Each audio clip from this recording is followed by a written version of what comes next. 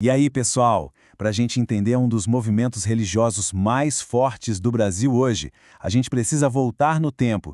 E não é pouco tempo não, viu? Vamos voltar mais de 150 anos para investigar as sementes do evangelicalismo que foram plantadas lá no século XIX. E para a gente ter uma ideia do tamanho disso, é só olhar para esse dado. O Brasil é um gigante global quando o assunto é evangélico. É muita gente. E essa presença tão marcante, claro, já levanta uma pergunta, né?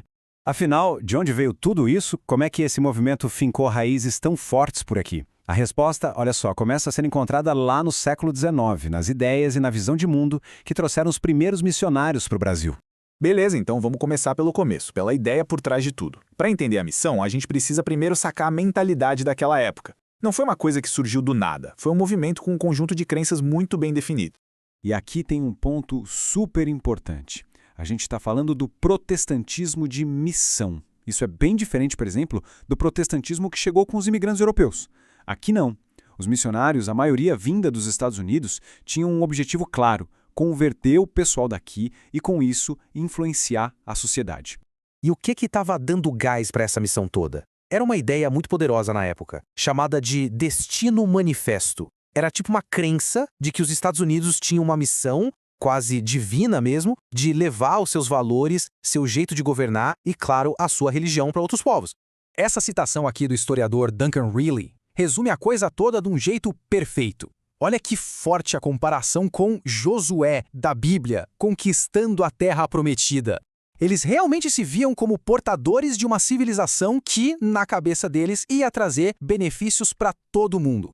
Ok, com essa mentalidade na cabeça, como é que esses missionários olhavam para o Brasil? A visão deles era de um lugar que precisava de uma, digamos, ajuda civilizatória. E isso, claro, acabou definindo todo o jeito que eles agiram por aqui.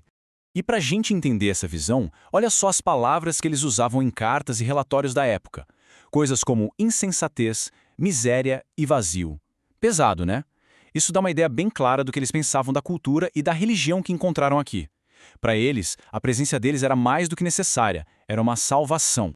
E esse trecho aqui é um soco no estômago, um exemplo claríssimo disso. É de um reverendo no Rio de Janeiro, lá em 1819. Ele fala em forma vergonhosa sobre a religião local e diz que o lugar é um dos mais miseráveis do mundo. Ou seja, a crítica era direta e a convicção de que o modelo deles era o puro e santo era total.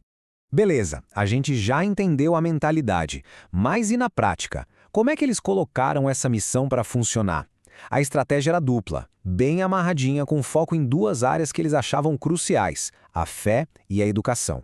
O coração da estratégia era esse combo aqui: evangelizar e educar. Uma coisa não andava sem a outra, sabe? A conversão religiosa e a formação educacional andavam sempre de mãos dadas, eram vistas como complementares.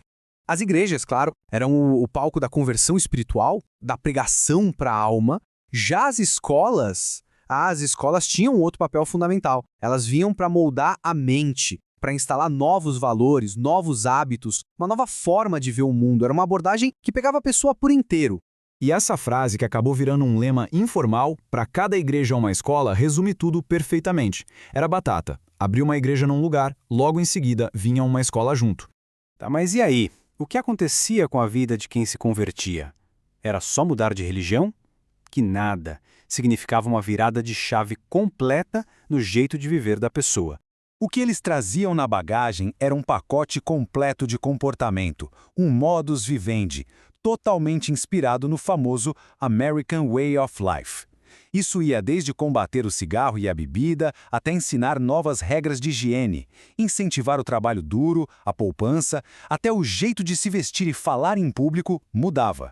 Ou seja, se converter não era só uma decisão espiritual, era, na prática, uma ruptura cultural bem grande. Ser protestante significava assumir uma identidade novinha em folha, que aparecia em todos os detalhes do dia a dia. E é aí que a gente amarra tudo e volta para os dias de hoje. Qual é a herança que essa missão do século XIX deixou? Como aquelas sementinhas plantadas há tanto tempo estão dando frutos hoje em dia? A conexão é total, pessoal. Muitos dos valores e das práticas daquela missão original são, sem dúvida, a base de boa parte do movimento evangélico que a gente vê hoje no Brasil. Aquele projeto de influenciar a sociedade, por exemplo, continua sendo um objetivo muito claro.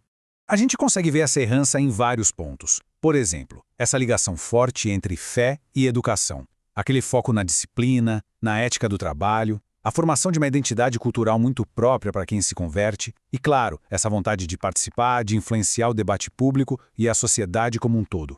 Então essa história toda que começou lá atrás com um punhado de missionários há mais de um século e meio, ainda está sendo escrita, ainda está evoluindo e moldando o Brasil.